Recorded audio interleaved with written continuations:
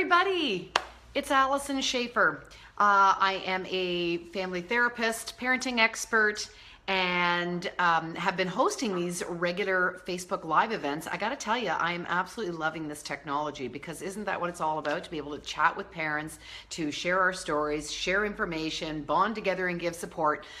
So this is actually my fourth Facebook Live on a specific topic called Family Talk, which is supporting parents, giving them information, education, resources, access to an expert in order to attempt to reduce underage and eliminate underage drinking. And tonight we're going to be talking about communication, but interestingly enough, having tough conversations around tough topics is something that can apply to so many areas in our parenting life. So I hope I just refilled my coffee. That's why I was like, oh, got to watch the clock. I got to get my hot cup of coffee. So I hope you have carved away a little bit of time. I've prepared some content for you. But the big joy of Facebook Live is that it's a dialogue, it's sharing stories. And so I'm here with Catherine. I don't know if you can say hi, Catherine, in the background. Hi. Catherine says hi. She's curating comments and questions for me because my eyesight is very hard to follow. So she'll be sharing your comments with me. So if you are there and you are following along, please say hello. I can see it in my feed, so I know that I'm not just talking to a screen. It feels kind of strange. But really, it's about a dialogue. So I want you to be able to ask your comments, share stories that you have yourself, and we will for sure try to get to everybody. If not in the time that we have allotted tonight, I will try to follow up with comments afterwards. And of course, this exists in my stream after the fact, so you can share this with people. If you learn something great, you can share it in your own stream. And I'm going to continue to put up, meaning Catherine, will continue to put up links and resources that are associated with our talk so that you've got all kinds. Hi, Julia. Thanks for joining us. So as I said, this is a part of a conversation called Family Talk, which is about preventing underage drinking. And tonight, I really just wanted to target in on how to have those conversations with our kids about tough topics. Because if we think about the idea that it is relationships that keep us close with our kids, that allow us to maintain our influence through the adolescent years, really the backbone of all of that is that we need to be able to have an open pipeline of communication. And communicating can be one of the most difficult. We just toss that word around, like just talk about it, but have the talk. But it's way more complicated than that. And certainly as a therapist, it's amazing how many hours we put into our training, learning how to be in effective conversations with people. So tonight I want to talk about some really tips and meat of the matter information so that you can be more effective as a communicator with your kids, so that the relationship is close and so that you have more likely to have influence and to be supportive to them through their challenges in their life. So one of the first things is about this notion of building trust. And that's a big core piece of this, because if you want your child, think about it, if you want your child to come to you and to, be vulnerable and to open themselves up to you, then they have to anticipate that they're going to get a supportive response and reaction from you. Now, think about what you were like as a teenager and how your parents reacted and responded to you. Think about the history of your relationship with your child and how you typically respond. I mean, if we really get into the mindset of the average child and how they have experienced life with their parents in the typical home, and I'm not pointing fingers here, I'm just saying it's the classic experience. Most kids are going to say to you, I feel like if I came to my parents with a tough topic, what's going to end up happening is I'm not going to get support and caring, understanding. I'm going to get judged. I'm probably going to get punished. They're going to confiscate something. Something negative is going to happen. They don't have a positive expectation for us. Think about that. If you bring home the bad report card and they're like, what's going on with you? We're taking you out of hockey and you were going into tutoring. Or, I don't like that friend. You can't see them anymore. You're wasting too much time on the iPad. I am confiscating your phone and your iPad until you get your marks up. I mean, generally speaking, kids just anticipate that something not good is going to happen. And even if that not good thing is just you feeling like if I tip and show my cards and I show vulnerabilities and that I've made mistakes in life and that I struggle with life, that you're going to think less of me. And so really see it from the child's perspective. You know, your face is a mirror that reflects back their self-worth to them. And so they need to be getting that constant reassurance that you are a safe person to talk to. And you can't just say that. You have to prove it to them. Kids learn experientially. They don't learn from what you say, they learn from what you do. So think about that then. If, as you trace back all the things, and this is why this conversation isn't just for tweens and adolescents, it goes all the way back to everything that we're doing. And say, what's the first thing that your kid might come to you and say? You know, I broke a lamp. You know, breaking a toy it's like a confessional. And so how do we react and respond to that? Because kids are always learning, and they're learning to see, how do you handle bad information? Well, you know, when you're a toddler, bad information is I broke a lamp. I broke your thing. Do they hide it? Do they stick it under the couch cushions and they don't want to tell you about it? Or do they come to you and they say, oh, I'm so sorry, I broke your lamp, right? So we want to be able at the youngest of age to walk the talk and to prove to them that they can come to us with potentially bad news at that age appropriate level of bad news. So we start there. So I would say anytime your child comes to you and you can feel that kind of, you know, knee-jerk reaction, and you know that it is a tough topic or a difficult thing to disclose, the first thing you should say to them is, wow, thank you. Thank you for telling me.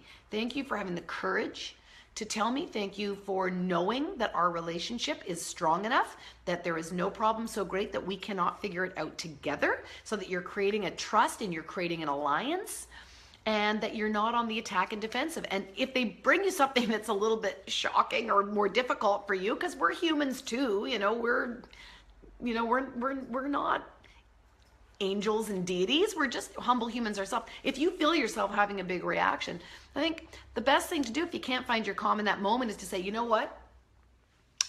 I am hearing this for the first time and I'm a little overwhelmed at the moment. So I want to talk about this, but can you just give me some time? I need to process this. So I want to circle back and talk about this, but I need to get myself together. That is, even just having that little phrase in your back pocket of, give me a second, you know, so that you add that pause and then you come back and say, okay, so tell me, so you were driving the car and it's my car and you smashed it into what? I you know, you're going to be much better to have that conversation in a non-reactive way if you allow yourself to have some time. Hey, Florence, and hey, Amanda, thank you for joining us. Hi, Antoinette. So questions are starting to come in, but I'm just talking about this idea that if you think about it, most kids assume that authority figures in their life do not have their backs, that we mostly come from a society that wants to reprimand and correct children's behavior, and we live that way for most of their young childhood, and then suddenly when it comes to important things like talking about, you know, if you go to a party and there's alcohol involved and you need a ride, no questions asked, just call me and I will pick you up. And somehow we're expecting them to trust us with that advice, which is the advice that I think every parent needs to tell their child, that exact thing. No questions asked, just stay safe, just be alive, call me, I will have your back, just pick up the phone, be safe, be smart. And we say that, but the truth is kids are saying, I don't, like she says it, but I don't know. I've shared other information with her that was equally upsetting and difficult, and she didn't have such a calm, cool cucumber reaction to it. So why would she be different in this situation? So again, it's about practicing in small, incremental steps that I'm a safe person to talk to. So Sue Johnson is a Canadian family marriage therapist, and she talks about holding this safe, sacred space. And I think it's really what therapists do, and I think it's what the brilliant people at the Kids Help Phone do. I was just actually on a panel talking with Gail Brown. She's 15 years of experience listening to kids call in. And they're not going to their parents. They're going to somebody anonymous to talk about their hardships. And listening to kids and learning to listen to kids in a non-judgmental, non-critical way. And it's just amazing how when you hold that space, what you're saying is I will non-judgmentally hear you and emote to me, share with me. I want to understand your world. I want to understand your perspective. And so it comes from a curiosity about the child's perspective as opposed to a parent who's got this kind of disciplinary hat on. It's a complete shift to say, I want to be on your side. I want to understand your world. I want to understand your interior beliefs, the pressures that you're going through.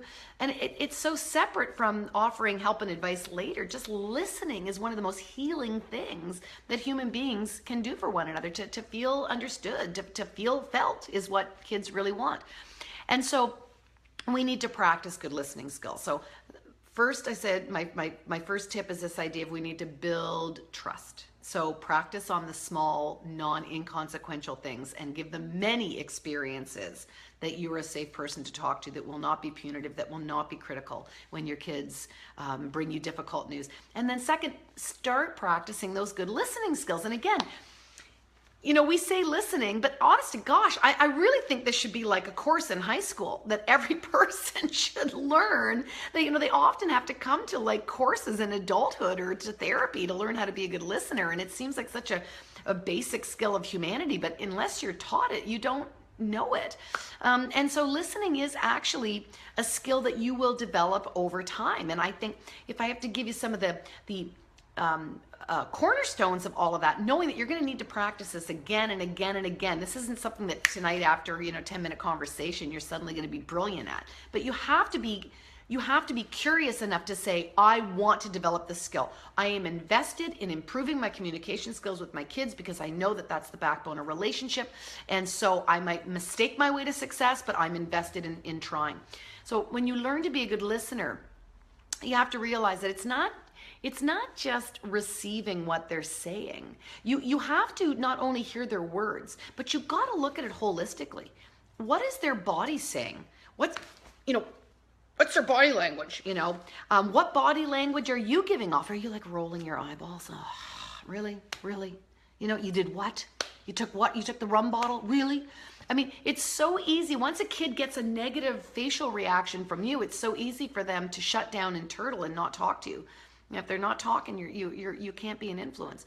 So it's likewise. You as a parent, their mouth can be saying one thing, their body language can be saying another thing. They're like, no, it's fine. It's fine. No, it's fine. It's fine. I don't want to talk. It's fine. We don't need to talk about it. It's fine. Well, at that point, it's like, well, your mouth is saying it's fine, but your entire body is telling me that it's not fine. You still have a problem.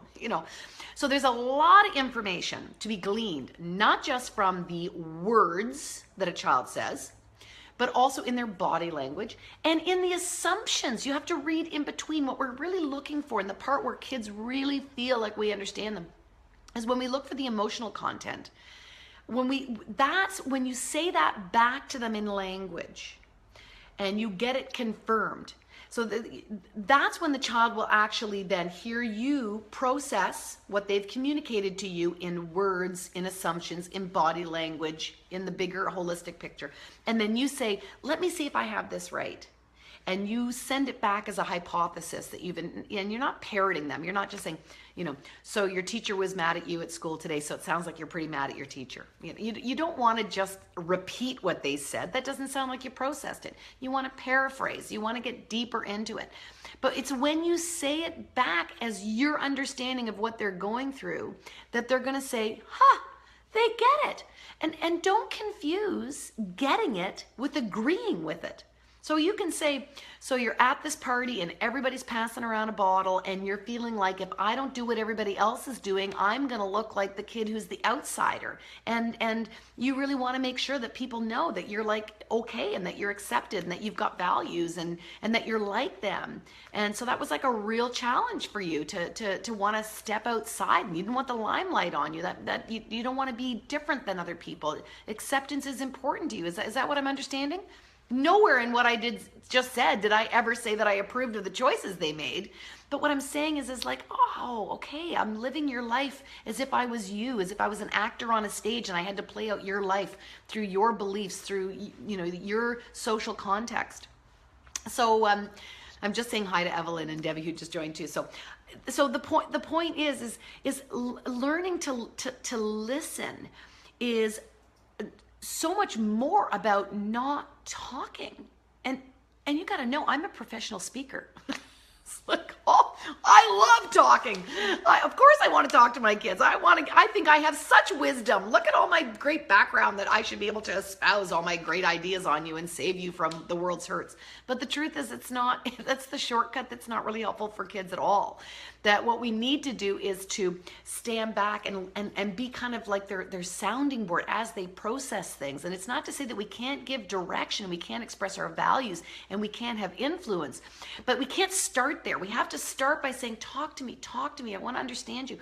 And that's what builds the trust, and that's what builds the closeness, so that when, after all of that, you say back, oh, so you were in a pickle, you were in a tough spot. I get it. I really get it. So can I talk to you about how things might go differently? You know, can I talk to you about some ideas for the future and keeping that future orientation? Your child is going to be open and receptive because they're like, you know, they see the plight that I'm in. They're not just criticizing me and say, well, I never said that you're allowed to drink and whatever. You have their respect when you show them that you have empathy for their position, although you're now going to impart some greater wisdom. That's where influence comes in.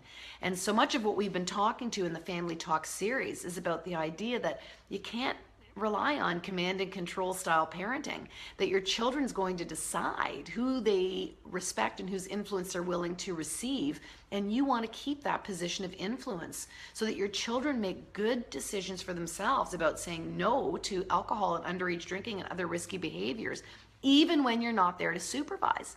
And that comes from having a good relationship, that comes from having these important dialogues. So I think it's really important to think to yourself, I know there's a lot of cliches. We were given 2 ears and only one mouth for a reason.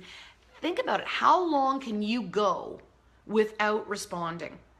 Because mostly we're trained to dialogue. You say something, I say something back. You say something, I say something back. If we go for brunch and you're there with the ladies, you know, how was your week? I had a great week. What did you do? I had a good time at the movies. What did you? We have been trained to ping pong back and forth. So it feels almost bizarre to sort of sit and say, say more about that. Oh, really? To just hold the space without having to add our content. So I would just challenge yourself. How long can you go just being the listener without giving advice, without fixing, without adding any problem solving, new ideas? If you can do it for 5 minutes as opposed to 3 this week, you're ahead of the game. If you can do it 7 minutes next week, just keep practicing to see how long you can sit and just listen to somebody else. And what you're going to find is, whether it's your kids complaining about a boyfriend who doesn't treat me well, or a teacher who's been targeted you as being the bad kid and is always ratting you out when everybody else is talking, and why didn't she catch other kids, or whether they're talking about the peer pressure and the fact that they're in these environments where there's alcohol and it's hard to say no and still feel like they're socially accepted, whatever that topic might be. The more you give them that opportunity to talk it through, what you're going to find is they often circle all around and come up with some pretty brilliant ideas that you can say, look at you. Look at you being amazing. Because they really are incredible problem solvers, but it's like the brain needs to extrovert it and often able to kind of work it through and come up with their answers. And again, it's not to say that you can't reinforce your own values, but if kids trust you, they feel that you are a trustworthy authority that they can share with, that you're not going to judge them. If you use those listening skills so they feel felt, they feel heard, that you understand their pain and the struggles, so that when you do give ideas, they're willing to accept them. You're like way on their way here. Hey, Katie, I'm seeing some people and Stacy and other people have joined here, and I'm looking forward to questions here.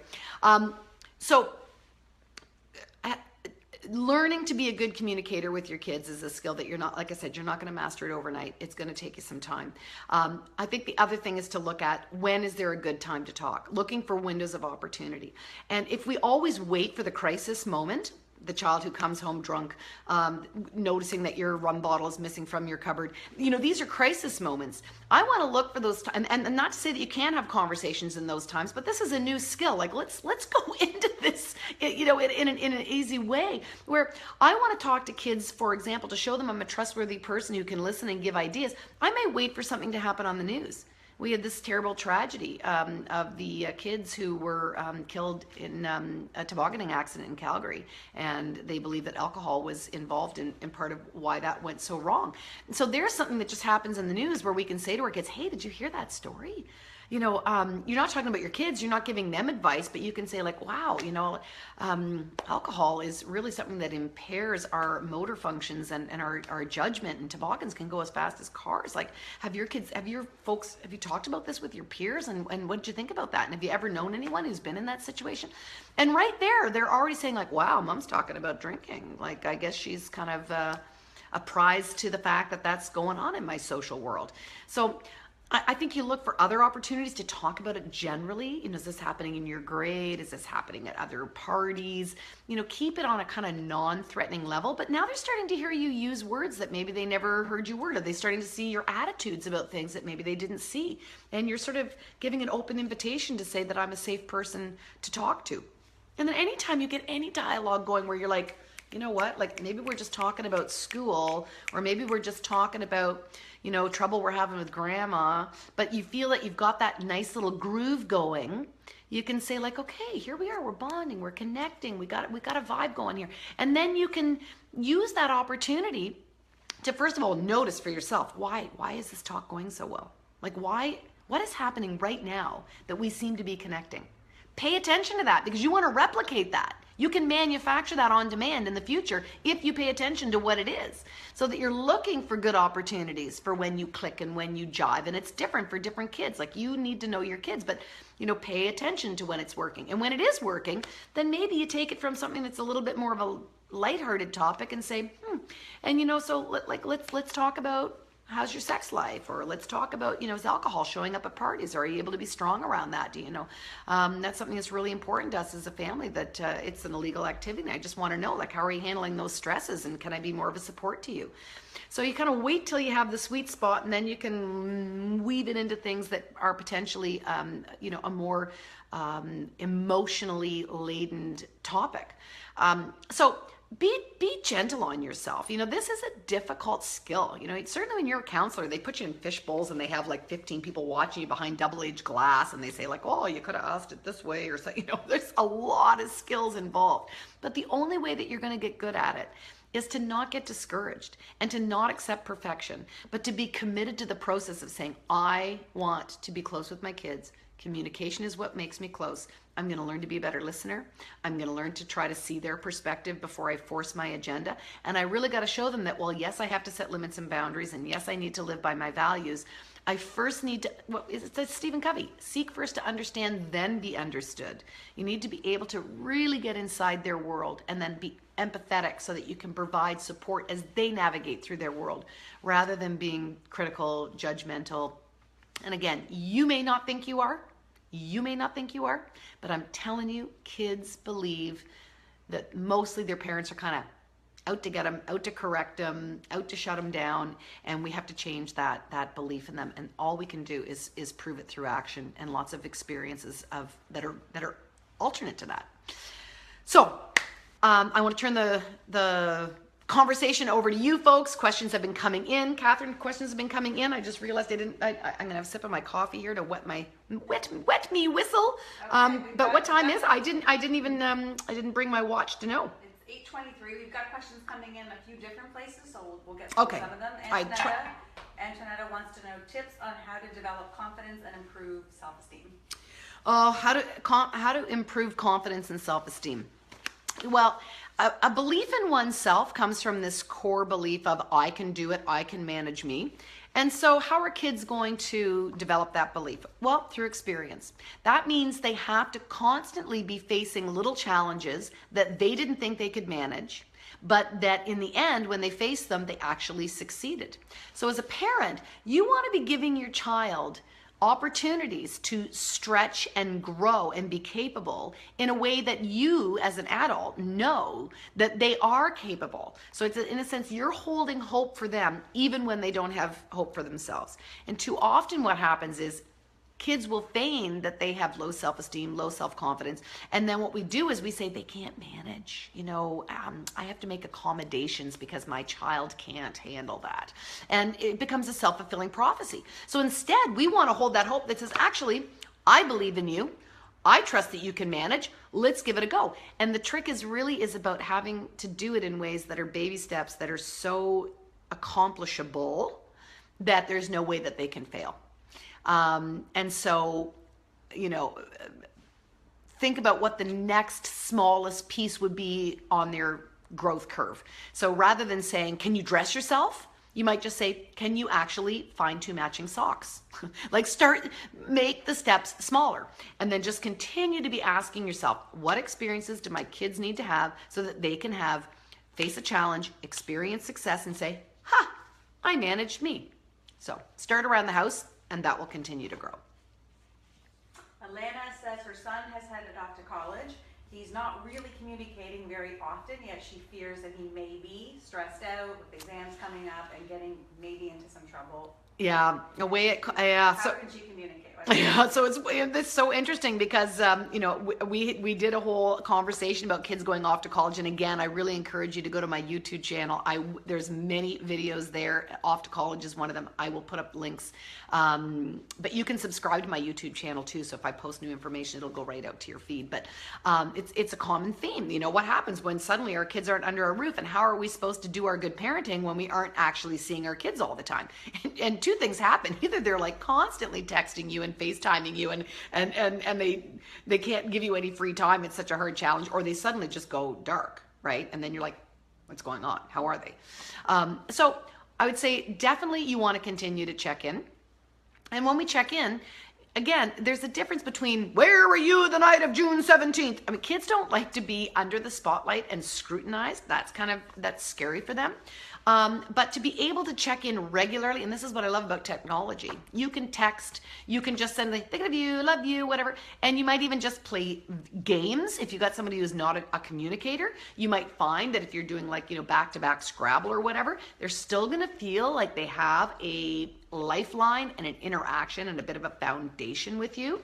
But of particular importance is if you don't share back that they have a problem, share back what you're seeing, the objective facts.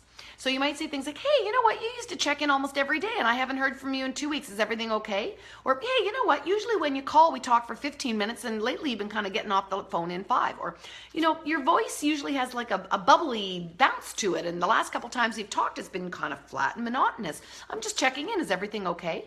So don't tell them, share objectively what you're noticing that is sending your yellow flags off, because maybe they haven't even noticed it. I think it's also really important that, of course, we want our kids to talk to us. That's really important. But by the time they're going off to college and university, and even when your kids are in high school, the important thing is that they talk to somebody that is a good, solid base for them. So if that relationship has not gelled up for you, or there seems to be some kind of a gap in your relationship, that's tough, that's hard, and I get it, and I know you're working to repair it. But the important thing is, so who else could they talk to? Do they have a beloved uncle? Do they have a coach who they feel really has their back? Certainly at every campus, as far as I know, across Ontario, and I'm sure Canada, because of the high incidence of anxiety, depression, stressors that happen when you transition into moving away from home and facing academia away from home, all of them have counselors for students. And so the question becomes, do they know the number? Do they know where to reach out? Can they do that without feeling ashamed? And again, it's not about, being broken. It's really about saying, life doesn't need to be this uncomfortable. Everybody needs to talk. And so if you don't want to talk to me, or you don't have a friend that you feel comfortable talking to, just talk to somebody who's completely anonymous, which is why, again, like I said, Kids Help Phone was so great talking to them, because they said a lot of times those kids say it's the first person that they've talked to, because it is anonymous, which tells you how much they're worried about our reaction. So continuing to say, I love you. There's no problem so great that we can't handle it together. you know, I'm here, I have your back, I love you unconditionally. We have to, those aren't messages that you say once in a lifetime. Those are messages that you say over and over and over again. And you have to walk them and breathe them and live them. So that's something that starts, you know, at any time in parenting. Yeah. Okay, Katie wants to know, how does she talk to her kids about loss and death? They recently lost a close friend and it was unexpected. What's the best way to have this conversation? Yeah, so I mean, grief is a tough one, and kids grieve just the same way as adults grieve. And I think it's really important with information like that, that our goal as a parent is a couplefold. One is we always tell the truth. If you tell your child a lie and they find out later that you lied about it, they will then say, what else did they potentially lie to me about? And you erode your entire trust with your child.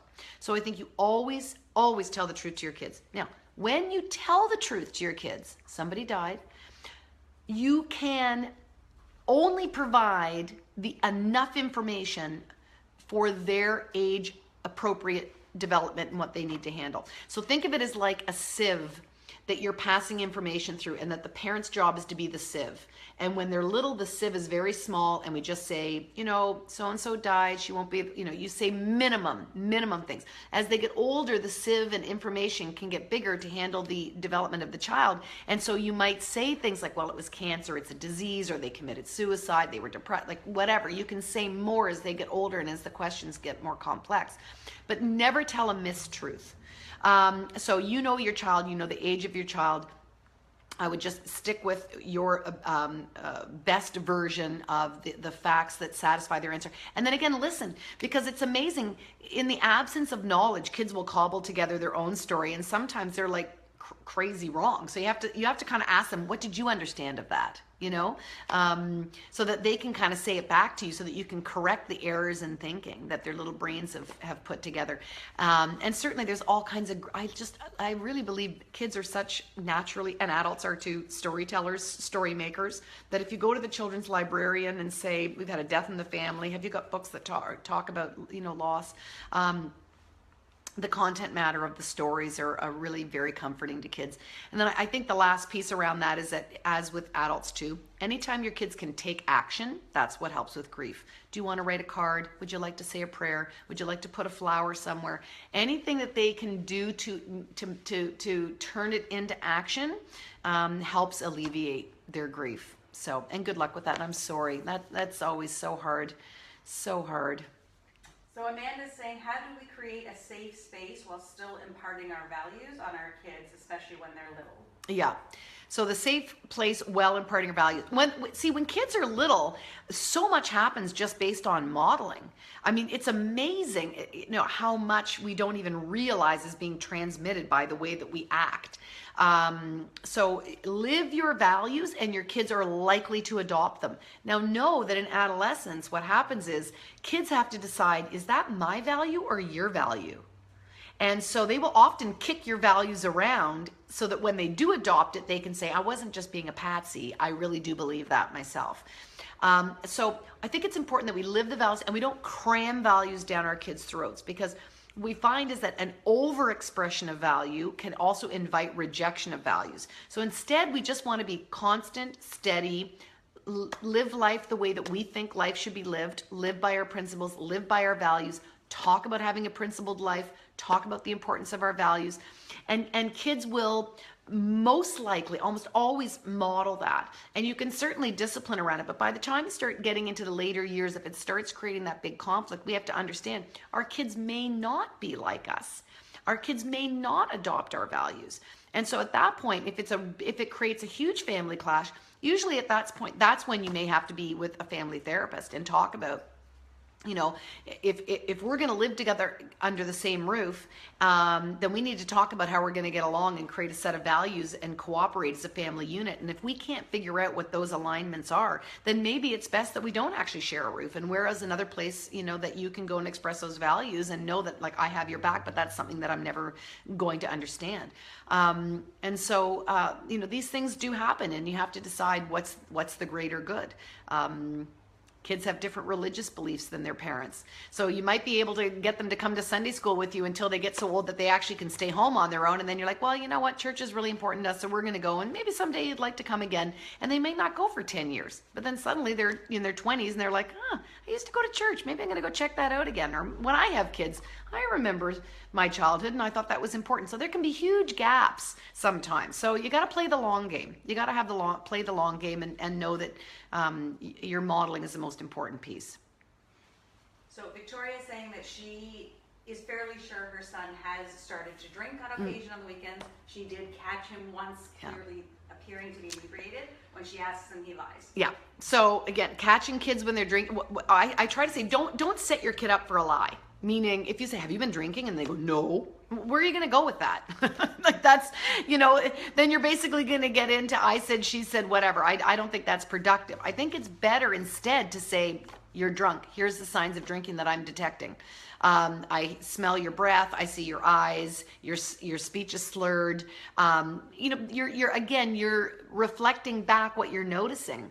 And in that sense, think about it. What you're really doing is gaining respect from the child, because what you're saying is like, I'm attentive, I'm noticing, I'm awareing, as opposed to kids are saying like, oh, I can't believe my parents that came home drunk and they didn't even notice. That doesn't add any respect. So, you don't want to be duped. But neither do you want to be combative. You're being very objective. You're saying, here's what I've noticed. And the truth is, when you've got a child who comes home and you're pointing out, you know what? I can see that you've been drinking. Here's why I know. Go to bed. I got to make sure you're safe. Number one, safety always first. So we have to see how inebriated they are. Do they need their stomach pumped? Do they need a medical emergency? Or do they need to just have some water and sleep it off? But do not talk. Do not have a conversation with a child who has been drinking about drinking. Because they're not in a state of mind that they can have an intellectual conversation. So at that point, you just want to point it out, be a caregiver, say, I want to get you to bed. We'll talk about this in the morning. And I'm telling you, your children's guilt they're like, oh, I'm busted. And the amount of time before you actually get around to talking is enough time for them to have their own kind of psychic angst about it. So be calm, be cool, talk about it in the morning. And then the next day you want to say, hey, I got to talk to you about what's going on. That concerns me. I'm concerned for you. It's an illegal activity. I think framing things in the idea that it's illegal and that we don't pick and choose which laws we abide by. There's a reason why we have social order, and we don't just airy-fairy go through and say, well, I'm not going to pay my taxes, and maybe I'm just going to go on a red light and stop on a green light. I mean, we'd have social chaos that, these rules are created for society's betterment, and we're law-abiding people, and it's really important to us as a family value. So, once we kind of review that, then we can sort of say, but I get it, it's tough. So something went off the rails last night, obviously. So how can I be of help to you so that doesn't happen again? And I think teaching kids coping strategy, how do you say no? And that can be as something like saying, you know what? My parents are like hardcore on the no drinking thing. Like, I cannot get busted for this. So, my mom's gonna smell my breath when I come home. So blame me. I'm totally fine to be the meanie, the tough guy. But if that gives you your alibi to say no and save face with your friends, then that's fine. Or I got a big tryout. I've been practicing for the volleyball team and the big cuts tomorrow, and I want to be top form. Help them come up with ways to say no. And certainly we know drinking is on the decrease. The majority of minors do not drink anymore. So they can find another party where kids are not doing that, where they don't even have to succumb to that peer pressure. Yeah. Okay, Irina says, hi Allison, my tween was caught by me going to a coffee shop with her sister and her friend instead of the park. Could you give me some tips on how I should handle this? They went to the coffee shop instead of a park? Is that the question? Yeah. Oh, I'm so glad they went to a coffee shop and like that.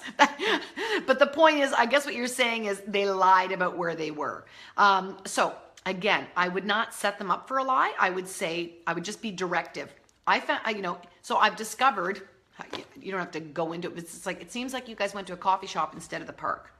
We had an agreement that you were going to be at a certain place at a certain time, and you had my permission, and then convey to them why it's problematic for you. In order for me to feel safe, I need to know that we can check in and this becomes a breach of trust when I say yes to one thing and you go in a different direction. So I'm wondering, were you worried that I wouldn't say yes to the coffee shop, or what worries me about the coffee shop? Maybe they want to act all grown up, and maybe there's another coffee shop that actually it feels safer to you, and you can say, let's work on this together to get the right formula so that it's win-win. You seem to want to be exploring a bigger part of the world, and I am happy to have you grow, but I just need to know that you're safe. So, what was appealing about that coffee shop? Here's why I said no to the coffee shop and why I was worried. So how can we meet the criteria another way? So children will lie to avoid punishment or in order to get their way.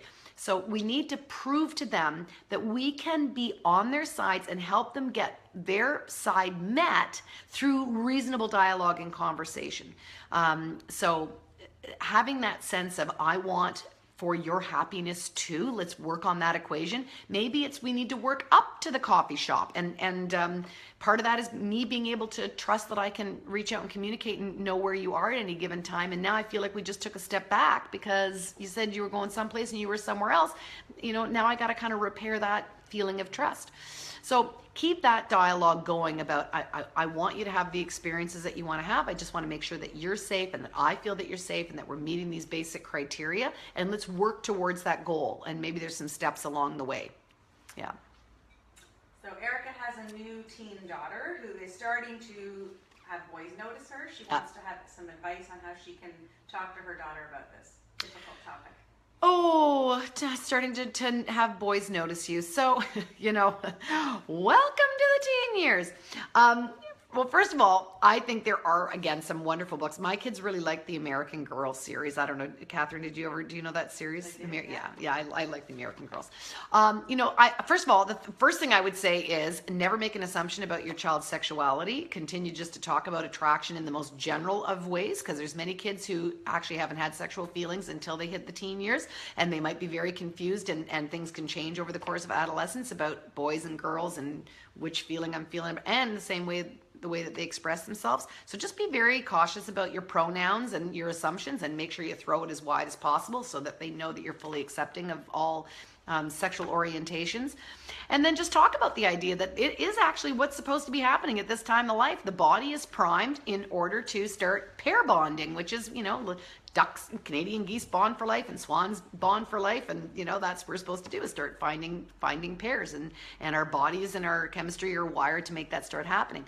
But then we have to really start focusing on the idea that people should like you for exactly who you are, and conversations about personality over package. And there's so many great programs like the Dove Self-Esteem program or whatever, that you don't like somebody because they like you. Somebody should like you for yourself, and you have to like them for their good qualities. And continue to have conversations about, what does a good, healthy relationship look like? What are you looking for in a relationship? And be curious about it. Why do you think he's interesting? Why do you know? So again, if you start nice and light, and you're going to have multiple conversations about it, they might giggle and blush or whatever, and you just give a little wink and say, "Oh, I'm kind of excited for you." Yeah.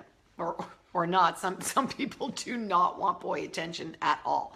But I think in this day and age, I think one of the most important things is just that basic idea of respect and mutual consent, and baby steps, and listening to that small little voice inside of you, and whether it's saying yes or no, and really trusting that little inner voice. So I think those are some of the core concepts that every child needs to know as they start to enter into that new phase, for sure. One more? One more! Till the next time we get together, which I think we're going to do next month. Kelly's son is 16. He plays on a competitive hockey team, and she believes that there's talk or peer pressure about drinking after games in the locker room. She doesn't know how to approach it with him. She's not sure if he knows how to handle it, but she doesn't want to come off as that parent. Yeah. So peer pressure about hockey and drinking. Well, it's interesting how there tends to be these kind of cultures, and hockey may well be one of them, where that's kind of part of being on the team. But we know now, if you point out some other team behaviors that haven't been great. I mean, we've seen this now in the news in the U.S. with football teams, it's not just drinking, it's hazing, it's gang rapes. Like, there's all kinds of things where we can say it was the team, or it was the fraternity, or it was groupthink, really. And so part of it is to say to your child, how far does groupthink go before it's outside of your own code of conduct for yourself? And you're here as a team, but what about your coach? Is that, is your coach supporting you? So it may feel hard to do something that may feel counterculture, but doing the right thing can be counterculture. That's why books like, The Boy in the Striped Pajamas and Anne Frank and everything, it's about, sometimes groups can not be thinking the best thoughts. And you still have to rely on what do you think, what's right for you, where does your moral core from? And as I say, if we have a strong relationship and our kids respect us, they're going to go back to our conversations about how we think about things as they're processing the pressure that they're getting, in the locker room. So, so I think that's the dialogue that you need to have. That, just because everybody's lemmings jumping off the cliff doesn't mean that it's the right decision for you to make. And kids really love to feel like that you believe in them. So when you can say but I know you've got the strength to say no, or I know that you can rise above that pressure. And they're like, oh, my parent thinks that I can rise above that pressure. I really like that compliment. I want to live up to that compliment.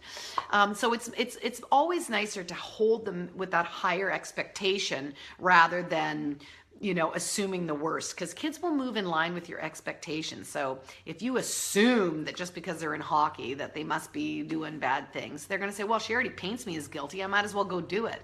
Whereas if you hold them in high expectation, they will want to continue to have you think of them in that good light. So keep the conversation going, but assume that they're capable enough, resourced enough, can manage it and have that positive expectation. So I'm sure there's more questions to come, and I will keep checking in, and like I said, we're going to put up links and resources and things for people. And if you found the information useful, please do share it in your own feeds, and we'll be back, live in about a month, right, Catherine? In about a month. So please continue chatting, putting up stories. But thank you very much for your time. Have a great night. Enjoy your family. Keep talking. Thanks.